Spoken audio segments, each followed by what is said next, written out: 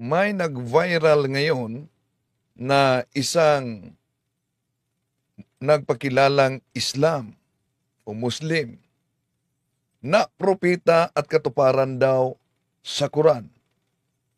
Matapos sinabing siya daw ang tunay na Santo Papa. At matapos sinabi nitong si Muhammad Aba al-Sadiq na pinatay daw ng kaniyang kaanib, tagasunod, si Pope Francis. Pakinggan. Now, O Christians in the East and the West, hear me and obey. I am a messenger sent to you from Jesus Christ, alayhi salam. Paul is false and led you astray. The church is corrupt and no longer upholds the law of God, nor does it defend the oppressed. The papacy has been stolen and the rightful heir has been pushed aside. There is no one else but me that you are obliged to obey. May God be a witness that I have proclaimed.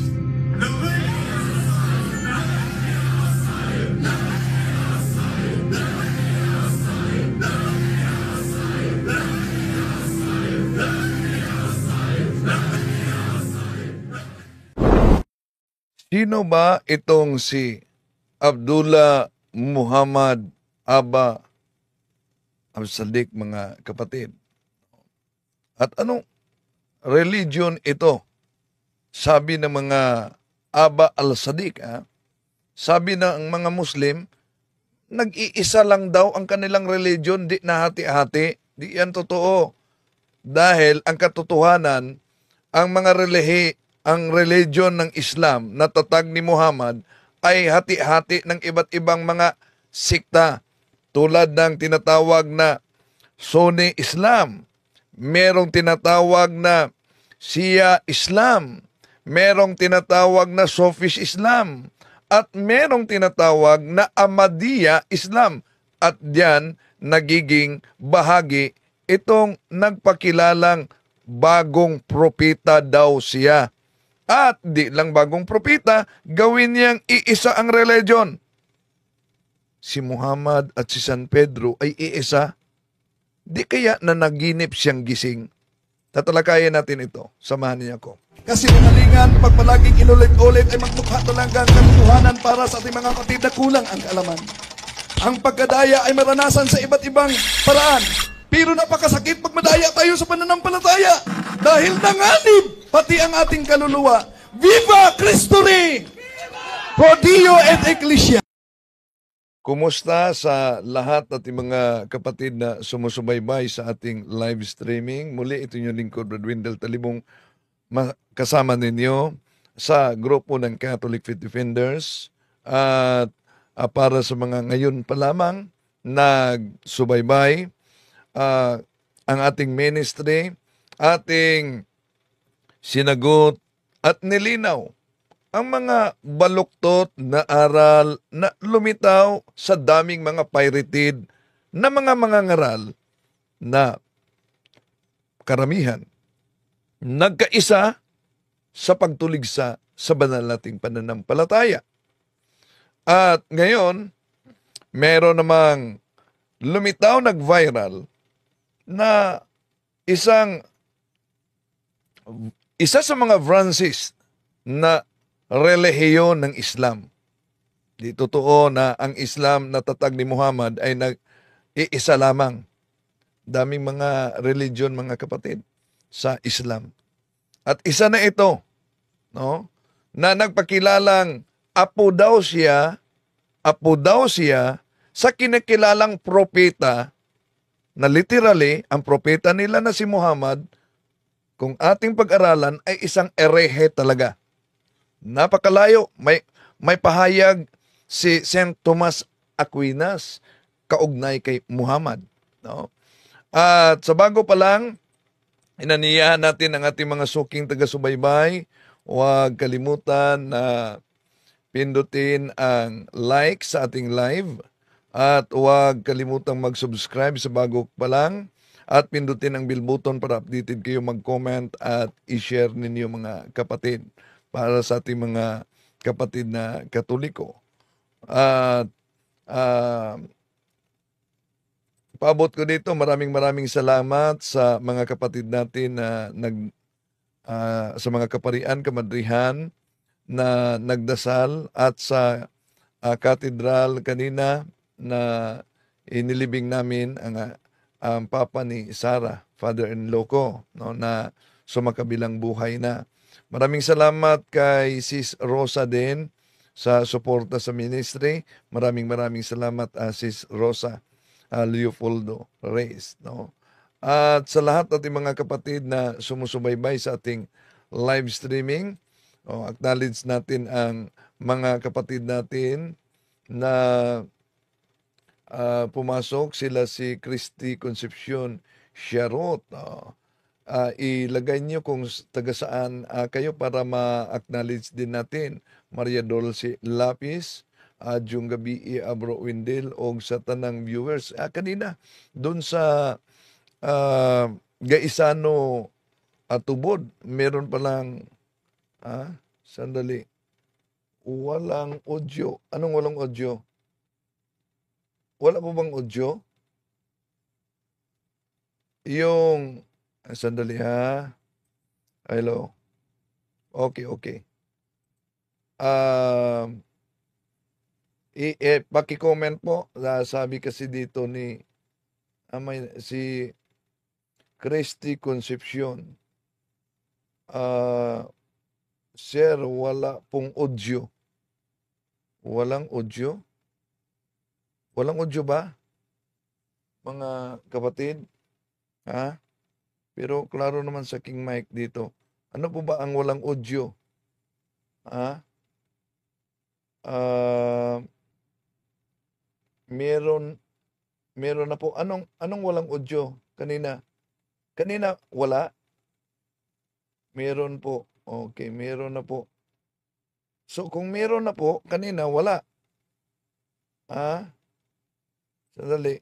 Yung sa Islam ba na nagpakilala si Aba Al-Sadiq, wala ba yung audio? O Christians in the East and the West, hear me and obey. I am a messenger sent to you from Jesus Christ, alayhi salam. Paul is false and led you astray. Yan. May audio ba yan? Wala. Mayroon po. Good evening, Brendan. Meron po. Okay, sige. Salamat, no, mga kapatid, no. Okay. Now, welcome sa ating live streaming. Bago tayo papasok sa punto por punto, mga kapatid. Meron na po. Kung meron na po, wala kanina. Meron po. Okay. Sige. Nakakagulat talaga, no? Ang dami ng mga nagsilitawan, may mga nag-aangkinan na sila ay Santo Papa, merong nag-aangkinan na sila ang tunay na religion. Pero kung tingnan natin ang kasaysayan, mga kapatid, may iisa lamang na iglesyang tatag ng ating Panginoon Jesucristo. At yung sinabi ng mga Muslim na sa lahat umano na religion, ang Islam lang ay nagkakaisa. Di yan totoo. May debate nga, makita natin sa YouTube na nauna natin tinatalakay. Ano yung debate? Muslim versus Muslim. Ba't di nila yan baka di nila yan kita? So, kumusta ang signal ko ngayon, mga kapatid? Okay lang ba? Dahil parang naglo-loading dito Okay. So, Shadow Con. Hello. Ngayon, mga kapatid, sa Islam, kung tingnan natin, may iba't ibang mga sikta. Napakarami, of course, yung Sunni Muslim, no? Meron pang tinatawag na kasunod yan, yung Shia Islam, Muslim, no? At meron tinatawag na Sufism Islam. Meron tinatawag na Ahmadiyya. Yung Ahmadiyya, iba rin yan sa aral ng Sunni Islam. may aklat ako kaugnay sa Ahmadiyya. Meron din silang kinikilalang ibang propeta. Merong tinatawag na Ibadi Islam. Meron tinatawag na Wahhabism Islam. Meron tinatawag na Alawites Islam. Meron tinatawag na Druze Islam. Merong tinatawag na Nation of Islam. Merong tinatawag na Kharijite Islam. O, iba't ibang aral din. Although, yung iba naniniwala kay Muhammad bilang propeta, meron din sa Sunni, si Muhammad ang huling propeta, pero iba naman ang Ahmadiyya. Meron silang ibang propeta. At itong lumitaw ngayon, nagpakilala, lalo na nagpakilalang siya umano ang tunay na Santo Papa, si Abba al-Dasik. Abba al-Sadiq. O Abba al-Sadiq. Siya daw ang nagpakilala. Sandali, loading minsan. Pero now, okay na po. Okay, salamat. No? Yes, hindi yan totoo. Noong nasa Saudi ako, sabi ni Don Dakuy-Kuy, yes, hindi yan totoo. Nung nasa Saudi ako, may tinatawag sila na 110 at 220. Di ko madala kong totoong name. No? Loading minsan pero na okay. Si Winzel, Makaira, magandang araw. Si Redney Amare Linto, yes, malinaw po ang signal diyan dito sa Quezon City. Kamya, Silo, kumusta kayo? Okay, simulan natin. Ibalik natin yung claim niya na nagpakilalang Santo Papa. Now, O Christians in the East and the West, hear me and obey. I am a messenger sent to you from Jesus Christ, alayhi salam. Paul is false and led you astray. The church is corrupt and no longer upholds the law of God, nor does it defend the oppressed. The papacy has been stolen and the rightful heir has been pushed aside. There is no one else but me that you are obliged to obey. May God be a witness that I have proclaimed.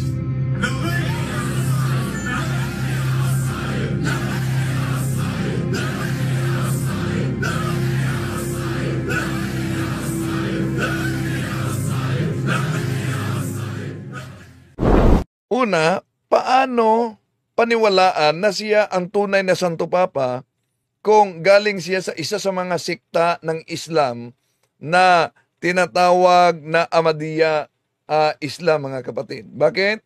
Una, ang Islam, hindi yan maniniwala, hindi kailanman naniniwala na si Kristo'y Diyos, tunay na Diyos. Hindi yan naniniwala ng Trinity, at ang Santo Papa ay Katoliko lang yan. No? Dahil ang Santo Papa ay kahalili ni San Pedro at ang salitang Papa, Pietri Apostoli Potestatem Accipiens. At ang tunay na Santo Papa, abay naniniwala ng ating Panginoon Jesucristo na ipako, namatay at muling nabuhay, at ang Islam ay di naniniwala niyan. Balikan natin ang kanyang pahayag. O Christians in the East and the West.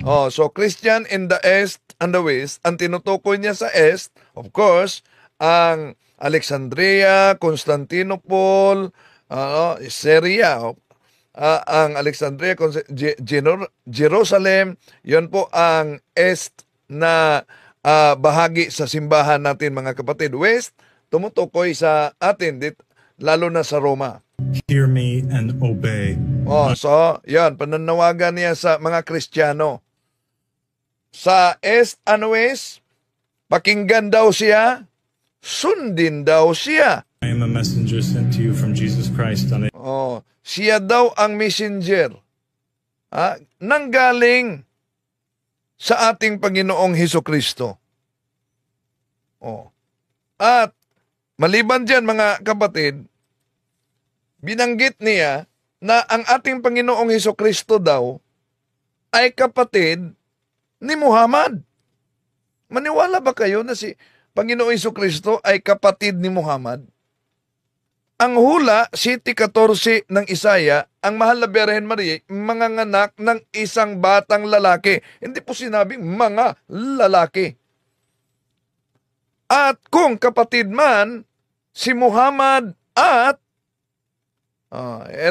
kung kapatid man si Muhammad at ang ating Panginoon Jesucristo, tingnan kailan ba lumitaw si Muhammad? Di po ba ang kanyang religiyon na Islam ay naitatag sa taong 622? Matagal na umakyat sa langit ang ating Panginoon Jesucristo. Matagal na, 33 Anno Domini. Di nga nakasaksi si Muhammad. Di nga nakakita si Muhammad. Kaya imposible, pati na yung nakasulat sa Quran na hindi na ipako ang ating Panginoon Jesucristo. Sino ang paniniwalaan ninyo? Maniniwala ba kayo noong hindi mismo nakasaksi? Pagkatapos si San Pablo na nakasaksi pa kasama ang mga apostolis noon. Bakit nakasaksi? Dahil sa conversion ni San Pablo, pinakitaan siya ng ating Panginoon Jesucristo sa gawa ng mga apostol. At kinausap siya sa ating Panginoon Jesucristo sa gawa ng mga apostol. Kapitulo 23, versikulo 11, na magiging saksi siya mula sa Jerusalem hanggang sa Roma. Kaya sa Roma Kapitulo 1, 7:8, sabi ni San Pablo, Hepistis homon katangilitai en hulo tukosmo. So, di ba malinaw na isang panaginip na gising ito? Islam, Paul is false and led you astray. Si San Pablo umano ay nagsisinungaling. Sino ba nagsisinungaling? Si San Pablo na talagang nagtuturo na ang ating Panginoon Jesucristo ay naipako sa cross, muling nabuhay, at tinubos tayo sa banal niyang dugo. Kaya kung tingnan natin unang Korinto 1:18 sa pamamagitan ng cross ng ating Panginoon Jesucristo, kamangmangan ito para sa mga hindi naligtas. Pero sa mga naligtas, ito'y kapangyarihan ng Diyos. The church is corrupt and no longer... Si Muhammad ay di naniniwala na ang ating Panginoon Jesucristo ay naipako. Bagos, sabi niya, kamukha lang. Kaya kung tanungin, sino ba itong kamukha? Di nila masabi kung sino itong kamukha lang. Okay, tuloy natin. Holds the law of God, nor does it defend the oppressed. The papacy has been stolen and the rightful heir has been pushed aside. So ninakaw daw ang papasi, mga kapatid. Kaya siya mo ay nag-claim na siya ang tunay na papa. There is no one else but me that you are obliged to obey. May God be a witness that I have proclaimed. Meron din siya mga tagasunod. Walang pagkakaiba kay Pastor Apollo Kibuloy. Di po ba? Bakit ganon? May kasabihan tayo sa Cebuano, bisan unsa kaniwang sa iro, doon ay mo tapot nga pulgas.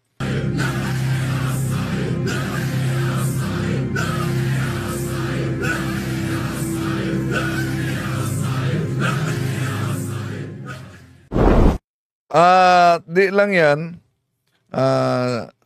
lang yan mga kapatid. Sabi niya, hindi umano namatay sa sakit si Pope Francis. Pinatay ng tagasunod niya. The earth swallowed the false pope. He was killed by the mere breath of the believers chanting Labbaik Abba Sadiq.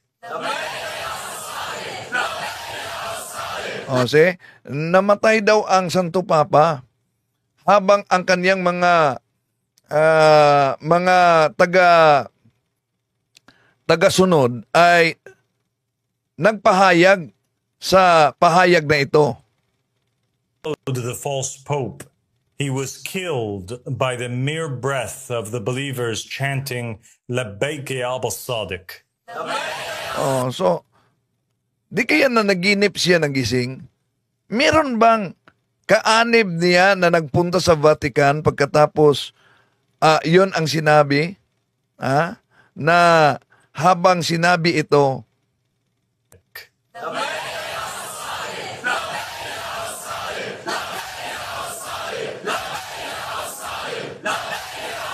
yun.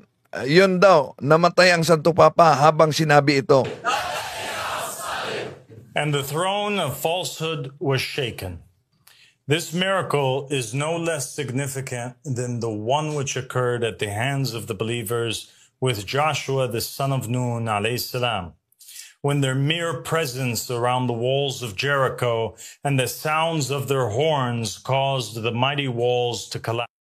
So, dumami na talaga ang mga pirated na mga ngaral ngayon, no? Isa na ito. At tatalakayan. Tinatalakay din ito ni Ayan Akda.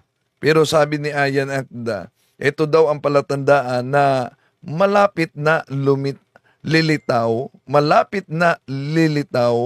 ang Antikristo. Lumitaw na nga, matagal na. Ang mga Antikristo matagal na, tinatalakay natin yan. Okay, tuloy natin.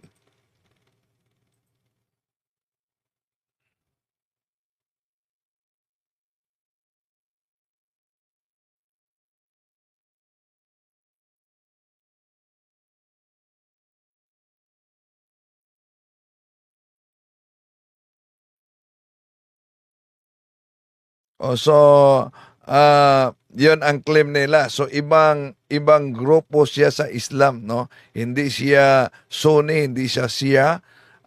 Nasa grupo sila ng Ahmadiyya. Okay, tuloy natin mga kapatid. Kaya di totoo yung sinasabi nila na ang Muslim ay nagkakaisa at hindi hati-hati.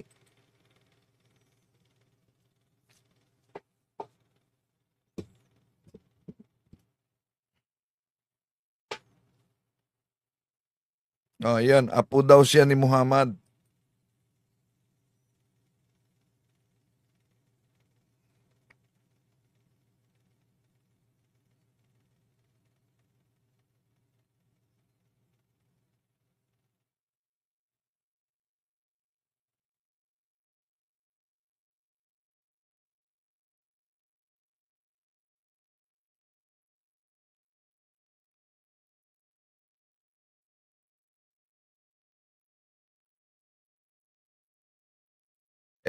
Malayo ra siya ikumpara ni Kibuloy.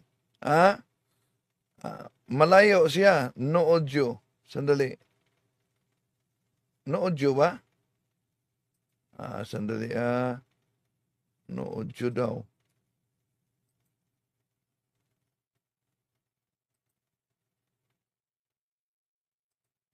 Sandali. Noodyo ba? No audio, walang sounds. Sandali. Okay. Tingnan natin. Advance natin. Okay. Ito. Balik natin, ha. Sorry. Ito. Ito na pinag-uusapan sa internet. Kumusta ngayon? Mga kapatid? Meron na?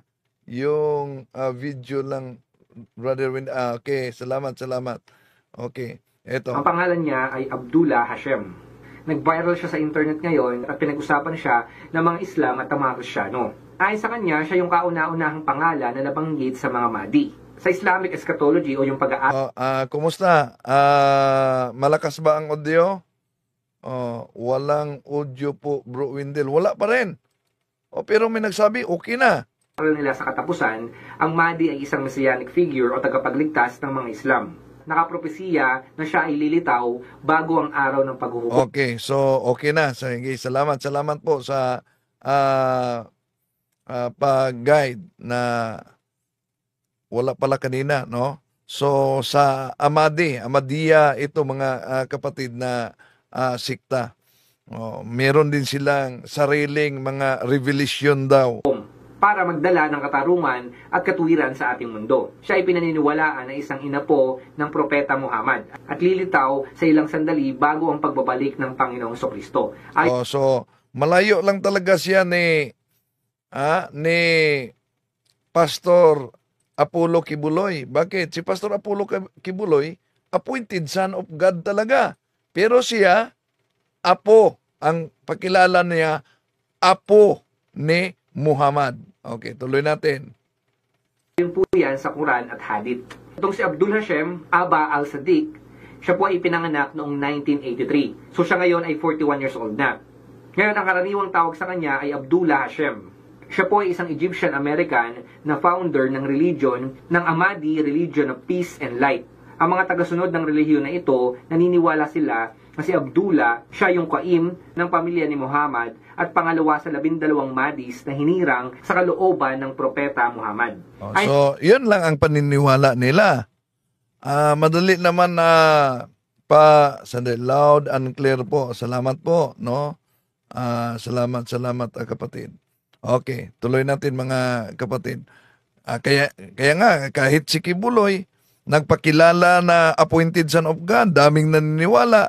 Si Felix Manalo, nagpakilalang anghel, dami ding mga naniniwala. Pagdating naman sa Dinagat Island, may nagpakilalang Diyos Espiritu Santo. At diyan sa Pampanga, dalawa na ang Diyos Espiritu Santo napakilala, piki lang. Mayroong naniniwala. Pagdating din sa Hasaan, Misamis Oriental, may PBCM, na nagpakilalang Diyos Ama, dami ding mga naniniwala. Tulad sa mga sumulpot na sikna sa ating panahon ngayon, na daming mga naniniwala. Kaya, mga kapatid, lalo na sa mga Katoliko, di sapat na magsimba lang tayo. Dapat napag-aralan natin ang ating pananampalataya at isabuhay natin ang ating pananampalataya. Ituro natin ang ating pananampalataya simula mismo sa ating tahanan. Dahil kung di natin pangaralan, lalo na ang mga anak, sa kahalagahan ng pananampalataya sa tunay na iglesyang tatag ng ating Panginoon Jesucristo, kahit pa paaralin ninyo sila sa university ng Katoliko, merong vacuum na nangyari sa loob ng tahanan. At pwede na yung vacuum na yan, dahil walang turo na katisismo, kadalasan ang mga magulang sapat na para sa kanila na pakainin ang mga anak, paaralin ang mga anak, magsama para magsimba. Ang iba, di nga nagsisimba, pero may mga nagsama magsimba, pero di naman nagro-rosary sa loob ng tahanan. Daming mga ganyan, mga kapatid, sa ating panahon ngayon. At maliban na daming mga hindi nagsimba, pero nagpakilalang mga Catholic, yun po'y lukewarm Catholic.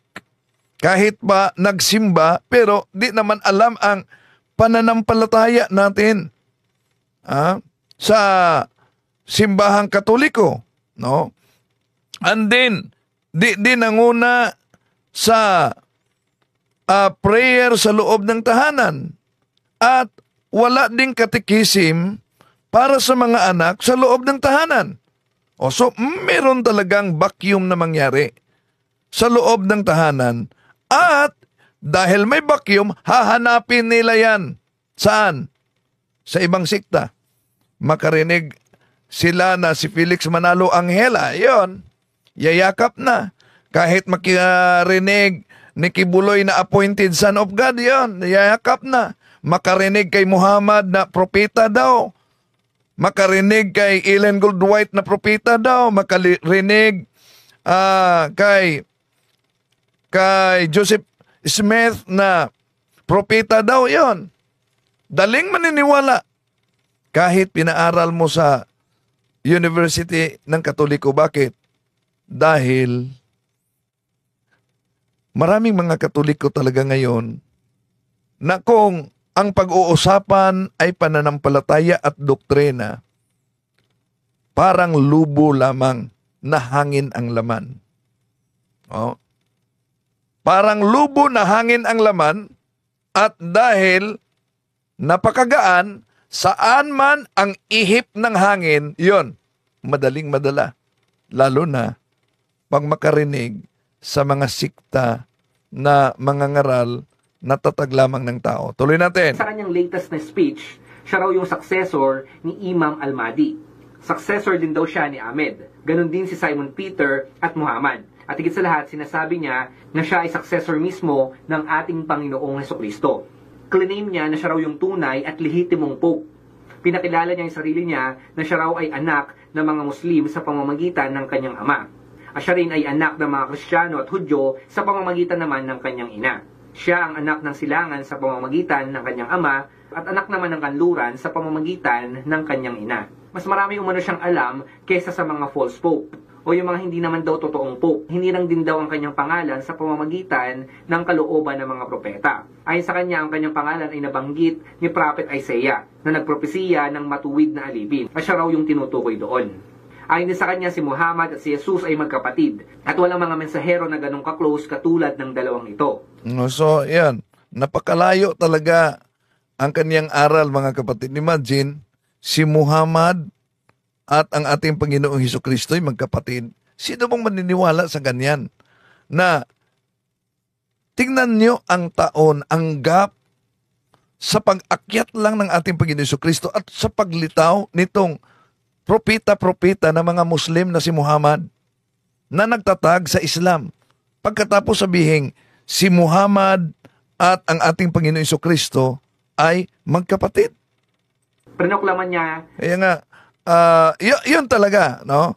Yun talaga ang kanyang aral na ikinuwento dito ni Ayan Akda, mga kapatid. Pero napakalayo talaga, no? Sa katotohanan na si Muhammad at ang founder ng Islam at ang Panginoong Hesukristo na founder ng simbahang Katoliko ay magkapatid pagkatapos umaangkin siya na siya ang tunay na Santo Papa daw ngayon.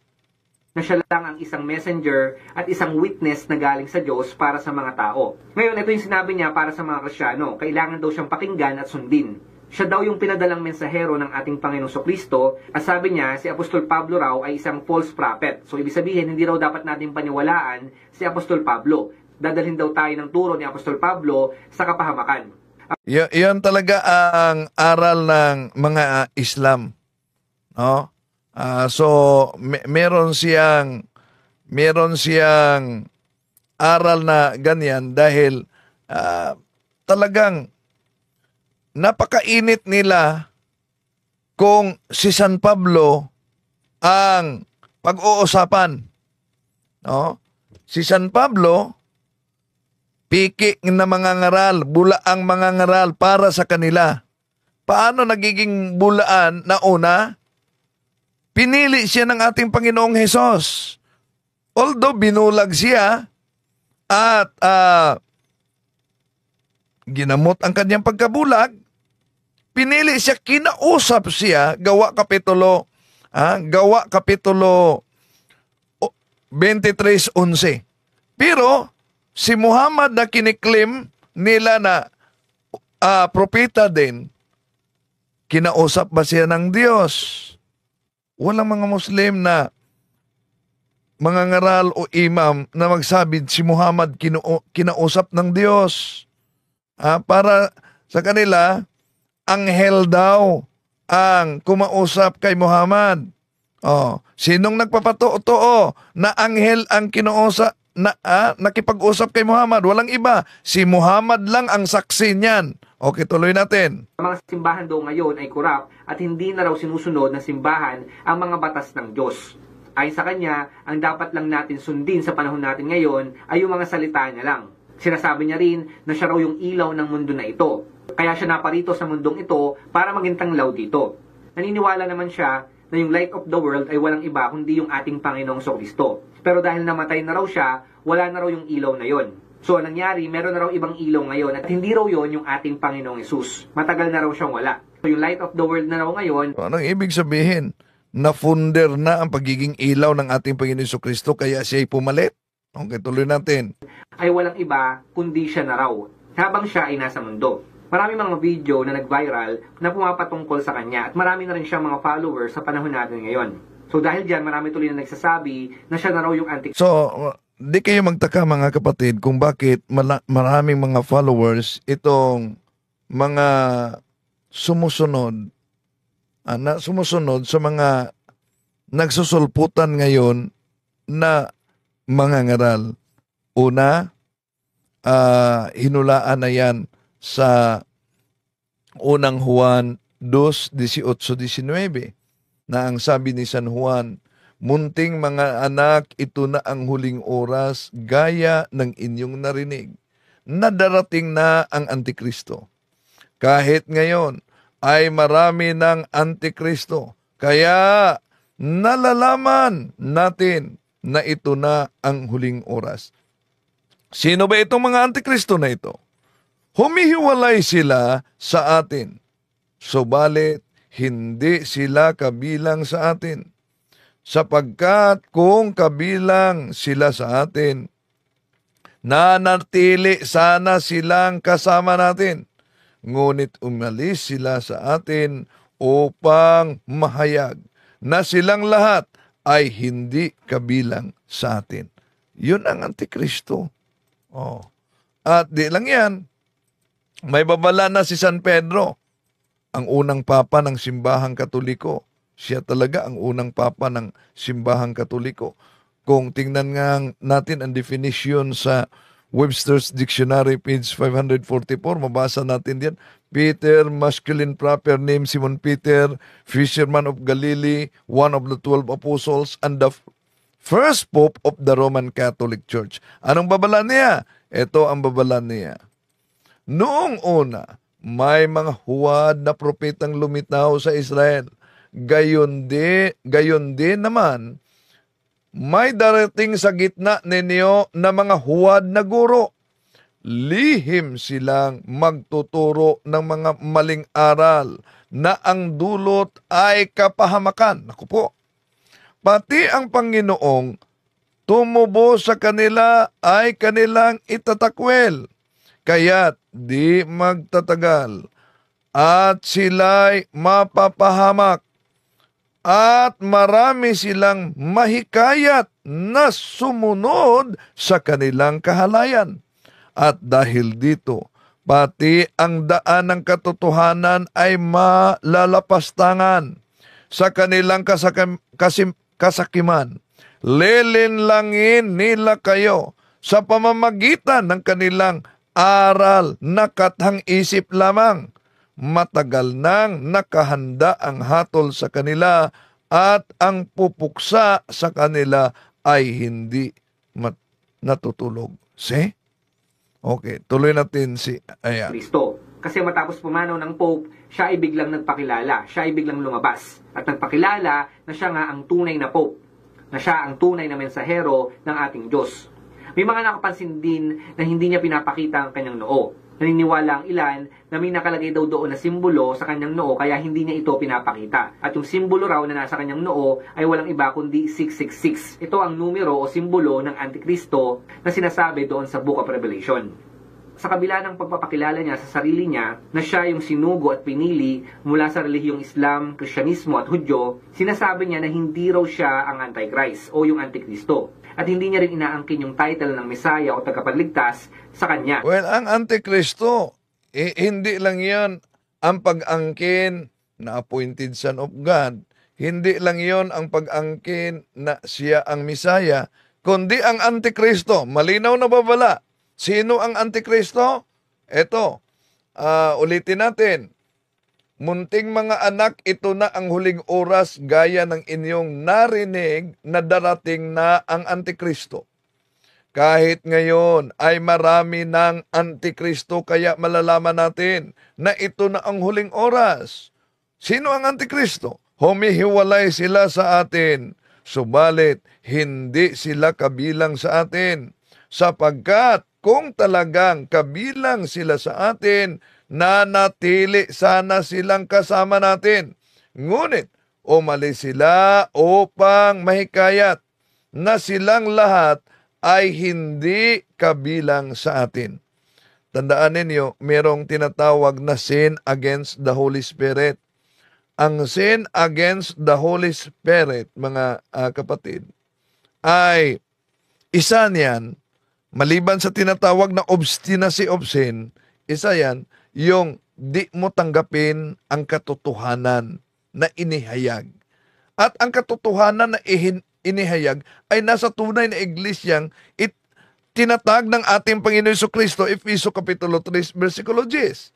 Kaya 2 Tesalonica Kapitulo 2, versikulo 10, di kayo maligtas dahil di niyo tinanggap at itinaktwil ninyo ang katotohanan na dapat makapagligtas sa inyo.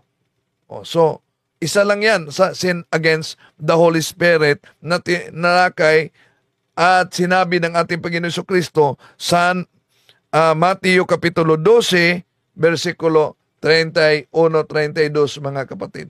Tuloy natin. Ang sabi niya lang, yung tunay na Antikristo, dumating na raw siya sa panahon natin ngayon. Matagal na ang mga Antikristo kung basahin ninyo unang Juan. Kaya nga, si Martin Luther humihiwalay sa simbahang Katoliko, 1522, nagtatag siya ng Lutheran Church, di ba? Nagtatag siya ng Lutheran Church. At wala pang ibang mga protestante niyan. Hanggang ngayon, dumami. Dumami. Although ang Islam na itatag sa taong 622 ni Muhammad, pero dumami din ang kanilang religion. No? Isa na ito na nagpakilala ngayong Santo Papa daw. Niya ang tunay lamang na Mesaya o tagapagligtas na darating ay walang iba kundi yung anak ni Maria. Ayon sa kanya, yun po yung Panginoong Jesucristo. Sinasabi niya na yung ating Panginoong Jesucristo, dumating na siya 2,000 taon na ang nakaraan. Bumaba na siya sa ating mundo noon pa man at kasama niya raw yung Diyos noong una pa lang. Ngayon, ano nga ba yung katotohanan dito sa nagkiklaim na dapat sundin daw natin siya? Siya na nga ba talaga yung Antikristo? Una mga kapatid, kailangan nyo malaman na yung mga kumakalat na video na yun po ay hindi AI generated. Yun po ay totoong video. Kung napanood nyo na po yung mga video niya, matagal na po siyang gumagawa ng iba't ibang mga klaseng video at ina-upload niya po lahat ng mga tinuturo niya. So, ibig sabihin mga kapatid, yung mga pinagsasabi niya, totoo po lahat ng yon, hindi po yun gawa ng computer. At meron po talaga siyang religion. Sabi nga po sa inyo, marami na siyang follower. At sa panahon po natin ngayon, kung titingnan nyo, sa iba't ibang parte ng mundo, marami na po ang nakakakilala sa kanya at sumusunod na rin sa kanyang mga turo. Imagine, kahit nga yung sikta religion na daw, di naman talaga yung religion kung tutuusin mga kapatid, dahil religion, religare, to bind again sa relasyon sa Diyos. Yun man talaga ang definition ng religion. Pero may nagpakilalang religion, ano yun? Satanism, satanic religion, founded by Anton LaVey. Dami na din ang umaanib. At yung mga grupo na yan ay mangnanakaw pa sila ng consecrated host para sa kanilang isasagawang black mass. Tuloy natin. Pero mga kapatid, sasabihin ko na po sa inyo na yung lumabas na tao na yon, hindi pa po siya yung Antikristo. Bagamat marami po siyang sinasabi ng mga taliwas sa sinasabi sa Biblia.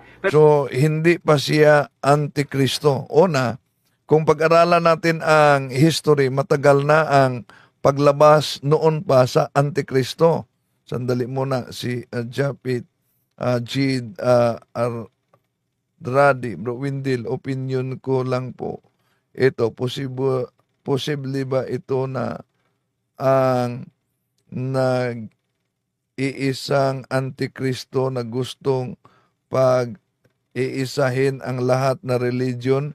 Ito po ba ang magiging leader ng anti-church na sinasabi ni Saint Pope John Paul ato? O na matagal na ang paglitaw sa Antikristo, no? Na gusto nila noon pa man na isa lang ang religion, at ang religion na yan hindi Kristyanismo kundi paganism. Kaya kung tingnan natin ang tinatawag na New Encyclopedia Britannica Volume 10 page 146, ito ang mabasa natin kapatid. Roman Catholicism, a Christian church characterized by its uniform, highly developed doctrinal and organizational structure that traces its history to the apostles of Jesus Christ in the 1st century Anno Domini. The history of the Roman Church in the early pre-Constantinian period is essentially that of a small sect composed of recruits attracted from the lower classes of the empire.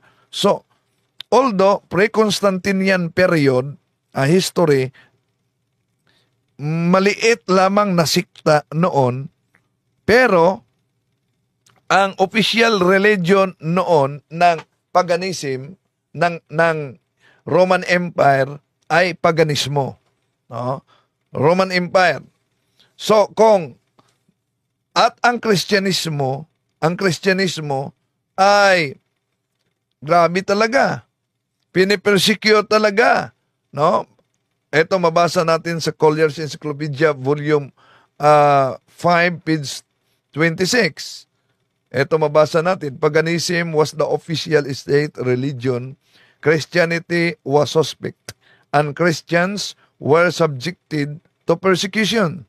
So, daming mag-claim, mag-aangkin, kami po iyang Kristiyano na pinipersecute noon ng Roman Empire.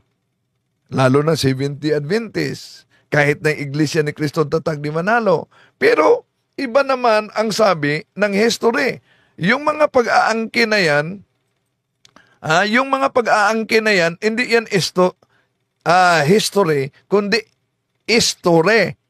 Bakit? Anong sabi sa Europe Before Modern Times by O'Brien, page 181? Ito po ang mabasa natin. The principal reason why the Roman state tried to crush the church was a political one. The Roman government oppressed the people and ruled by force. Such a government cannot permit an organization like the Catholic Church to exist. The Christians would not adore the state as supreme in all things, would not accept the emperor as God. So malinaw na ang tinatawag na Christian dito, mga kapatid, na pinipersecute talaga, walang iba kundi ang simbahang Katoliko. Na ngayon, sino ba itong tinutukoy sa hula? Sa hula,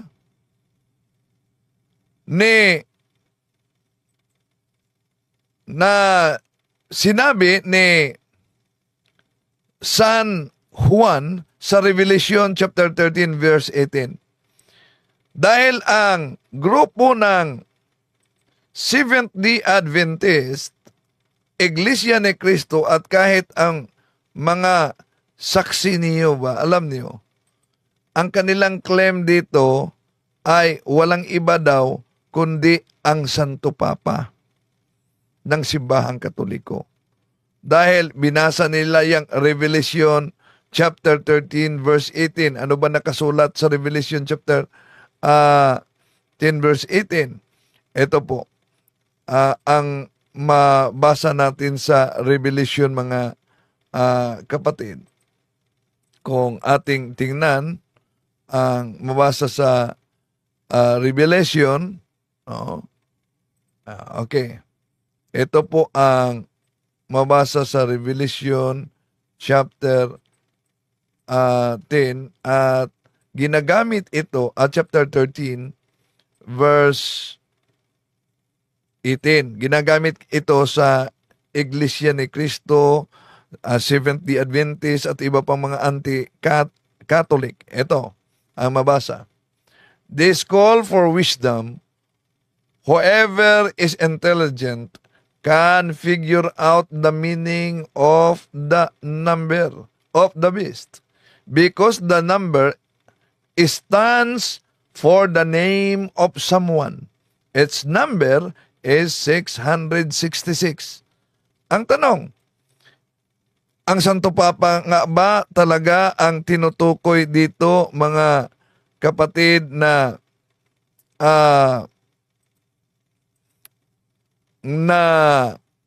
nagdala sa 666? Ito po ang pag-aralan natin, ang mga tinatawag na Bible scholars sa aklat na The Evidence Can Be Seen by Consulting the Friends Work, edited sa mga Bible scholars. Ito po ang mabasa natin, mga kapatid. It may now be pointed out that in an Aramaic document from Musorabat, dated to the 2nd year of the Emperor Nero, the name is spelled Caesar Neron, as required by the theory that 666 signifies Nero, that the last two consonants of Caesar are damaged, but enough is preserved to that no vowel letter was later written between the Q and S. Revelation chapter 13 verse 18. So ito patunay ng mga Bible scholars, mga kapatid, na ang katuparan sa tinatawag na 666 Antichrist ay si Caesar Nero. Siya ang nagpapako kay San Pedro at nagpaputol sa ulo ni San Pablo. Ito pa, sa aklat na ang pamagat ay Breaking the Code, Understanding the Book of Revelation with his Study Guide, page 76-77, ito ang mabasa natin. Who is the satanic beast? Symbolized by the number 666. Over the centuries, a very great deal of inequity has been extended in attempting to answer this question. A further complication arises from the fact that some ancient manuscripts of the book of Revelation gave the number as 616 instead of 666. Among the names and titles have been proposed to solve the cryptogram. The most probable candidate is the Emperor Nero. If we add the numerical values and the Hebrew spelling the name Neron Caesar, we obtain 666. On the other hand, since his name can equally will be spelled without the last N, if we omit the final N, the total will be 616.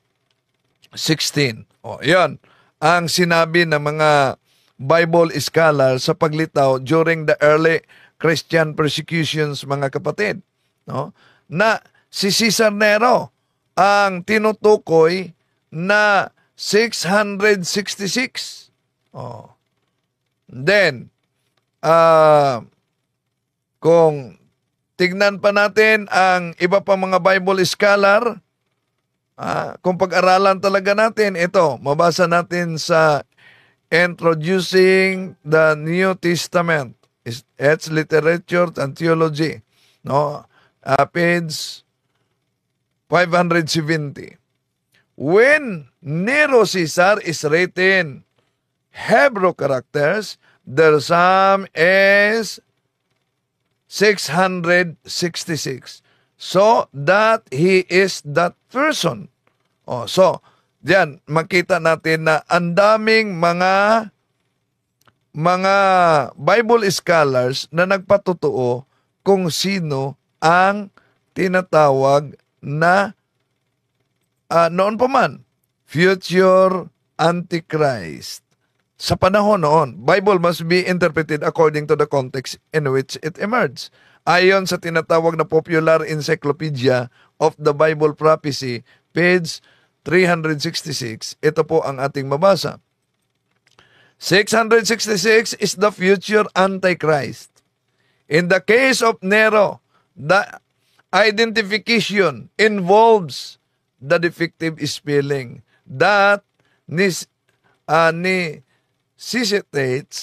changing danero to neron in order to make calculation work. Oh. At sino ang sinabi sa unang Juan Kapitulo 2:18-19 ng mga Antikristo? Sila'y kasama natin, ngunit sila'y humihiwalay sa atin upang makilala na sila'y hindi talaga kasama natin. Sino bang katuparan yan? Walang iba, mga kapatid. Ang ating mga kapatid sa iba yung pananampalataya. Kaya ipanalangin natin, dahil ang daming mga nabiktima sa maling akala. Ang akala kasi nila, lahat ng mga umanib sa Iglesia ni Kristong Tatag ni Felix Manalo, akala nila, totoo yon. Sa Seventh-day Adventist, natatag ni Ellen Goldwhite, akala din nila, totoo yon. Sa Saksi ni Jehovah, na tatag ni Charles Taze Russell, akala din nila, totoo yon. Oh. At kung tingnan natin ang mga kasaysayan, sila'y itinatag lamang ng tao. Okay? So, sabi ng ating Panginoon Hesus, diyan sa San Juan 17:17, Sanctifica eius en veritate sermo tuos veritas est. To make his message known is our responsibility. So here we are to pledge our lives to the Lord.